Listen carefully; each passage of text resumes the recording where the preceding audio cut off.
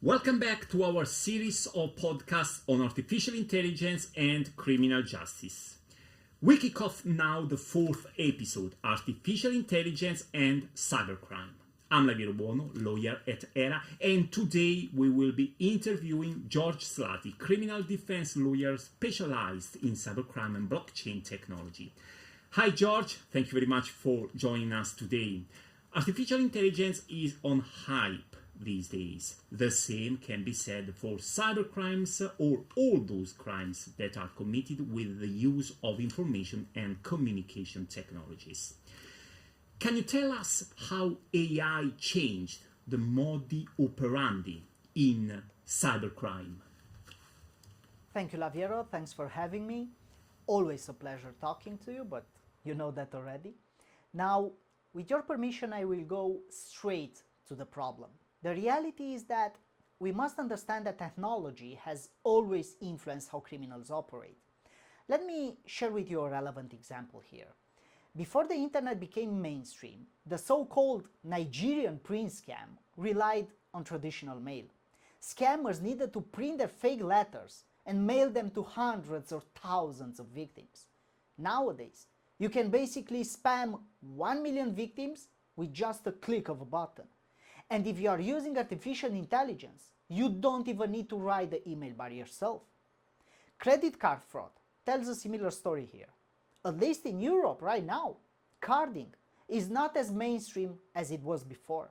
Nowadays, it's easier to hack a database that stores millions of card information and just use the data to buy goods online.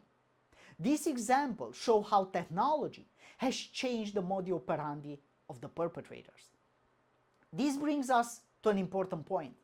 New technology brings both good and bad use cases.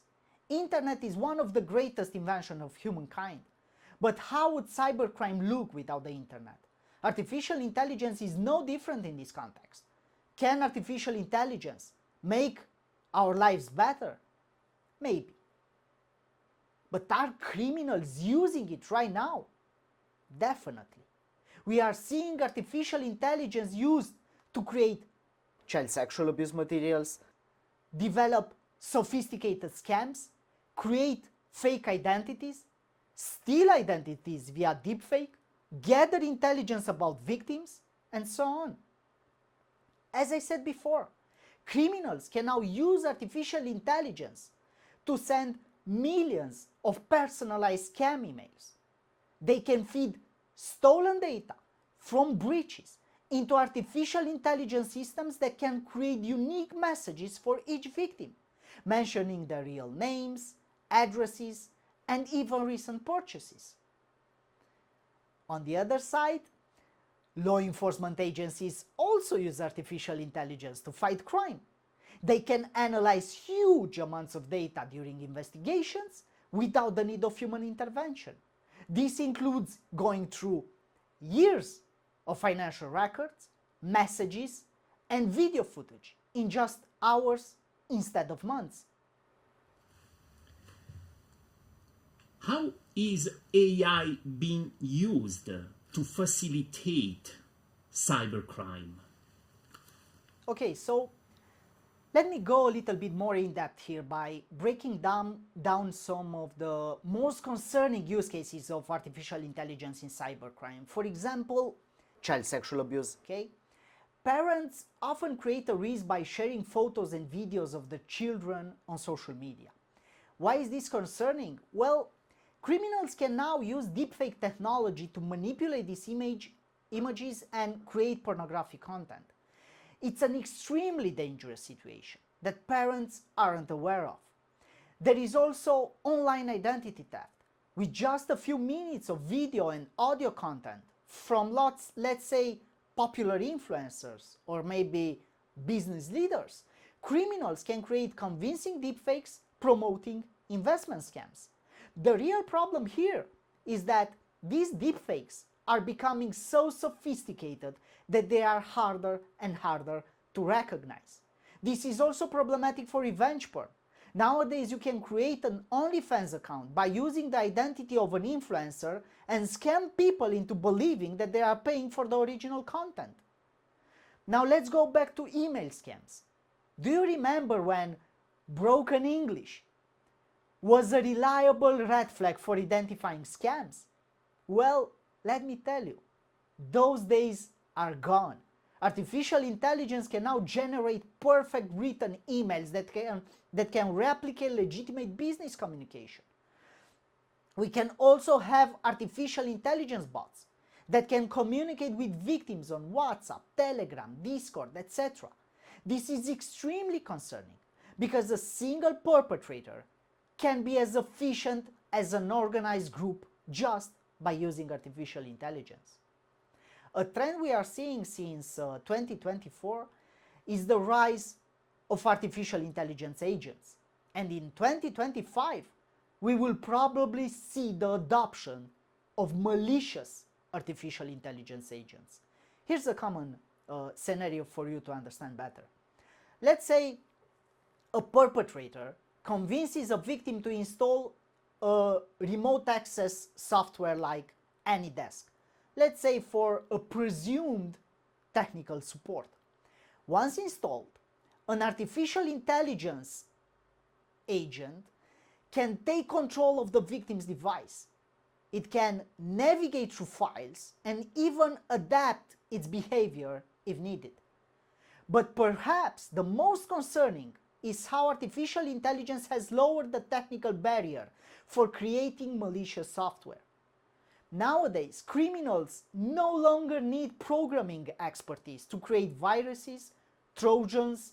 They can simply describe what they want to an artificial intelligence system, which can generate the code from scratch. This will make cybercrime more accessible and affordable than ever before. George, final question. How can we mitigate the risks of AI-driven cybercrime?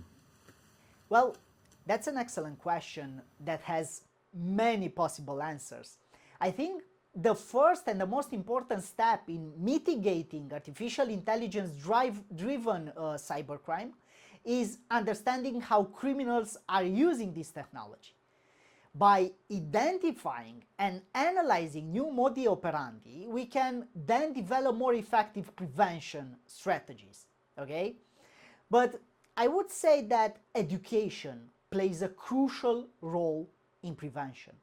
Let me give you some practical examples here. Parents can reduce the risk of artificial intelligence generate child sexual abuse materials just by being more selective about sharing their children's photos and videos online. Instead of posting publicly, consider using private sharing methods only with trusted family members. When it comes to voice scams, knowing that criminals can use phone spoofing and voice deepfake technology empowers you to take protective actions. Let's say if you receive a call from what appears to be your bank, or maybe a relative or a friend, you can always hang up and call back using the same number. This simple step can prevent many sophisticated voice-based scams, because usually the perpetrator does not actually control the phone number. He is just using a phone spoofing technique.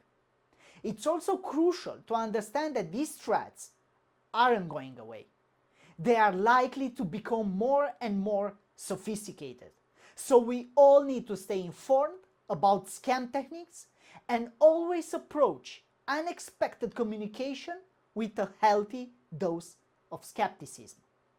I also think that in the future, we will fight artificial intelligence by using artificial intelligence. It is very possible that in the future, there will be a fight between good artificial intelligence and malicious artificial intelligence.